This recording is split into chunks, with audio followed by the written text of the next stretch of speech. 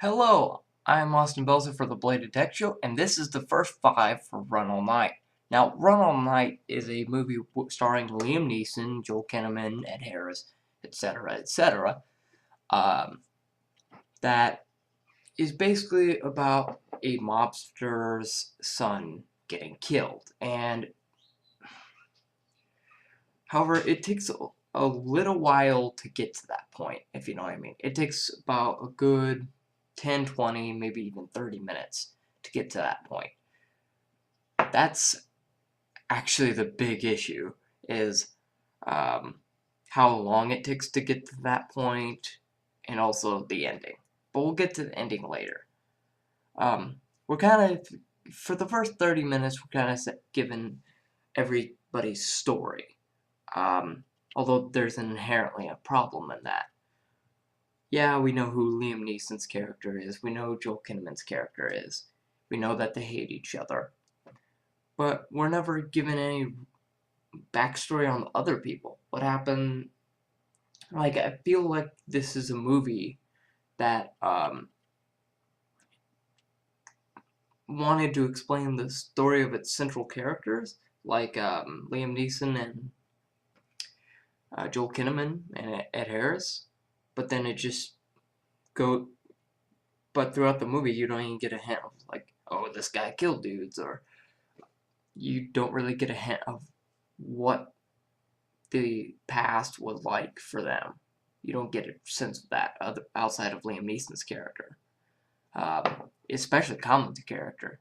He's like an assassin or something.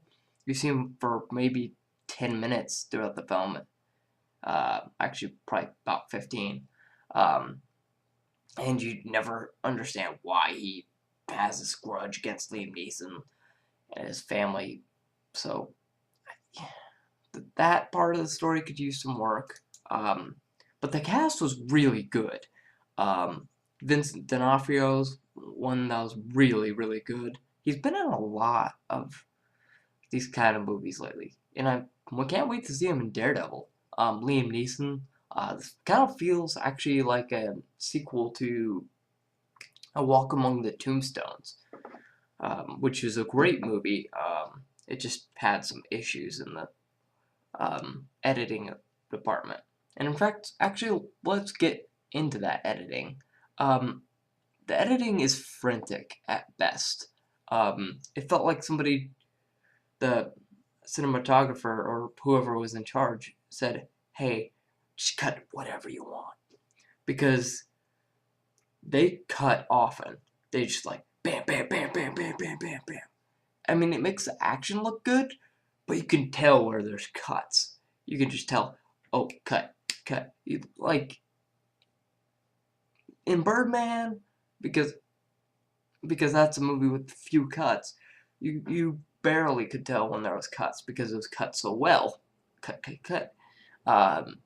But in this movie, you're just led to believe, oh, hey, this is cutting it so the action looks great. And speaking of the actual film side of it, the camera work is great. They even add these little lens flares that sometimes aren't necessary, but they look cool. And then whenever they switch scenes, if you've ever played Grand Theft Auto, it pulls the camera up and then kind of hovers over that. It kind of like travels to the place where the story's happening next. It's kind of jarring at first, but then it's like, oh, that was cool. Um, and also, the projection, it sped up a little bit at times. Like the director was like, oh, speed it up, speed it up. Because he wanted a movie under 2 hours or something like that. And this happens maybe 5 times throughout the film. I just get it. That part does get a bit annoying. Um, and speaking of running time, this movie is 30 minutes too long. And this is only an hour and 45 minutes or something like that. I just felt like you could have condensed this into maybe even an hour of solid movie. I just felt it was way too long because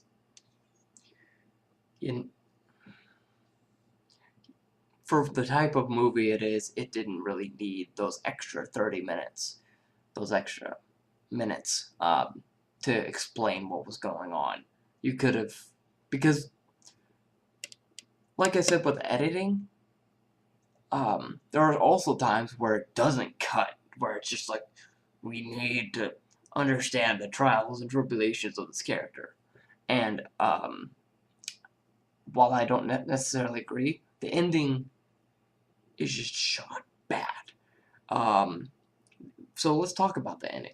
The ending is just so drawn out, and we already know what happens at the from the beginning of the movie to the end of the movie. That we just don't care anymore. It's like, oh, Liam Neeson, he's gonna have a last stand here. Okay. And that's basically all you need to know, because the ending just feels uninspired for a movie that's just like, we're in New York, we gotta use New York. And it just, the ending feels too convenient. Because there's even this point, and I'm not spoiling here, where Common's coming after his son, and his son's out of bullets. And he's like, you should have killed me when you had the chance.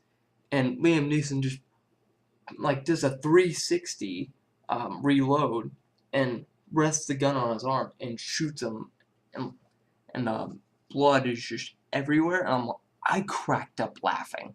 I don't think I was supposed to do that because I heard nobody else laughing. And that actually brings up a good question. Is the gore good? Is it used well? Or is it just gore for gore, so to speak? The gore is actually remarkably held back. The only time I really saw any remarkable blood splatter was during the day at the end of the movie. Because it might be just because the night scenes weren't shot that well, but all in all, Liam Neeson's great in this movie, as is the cast. Everything's great.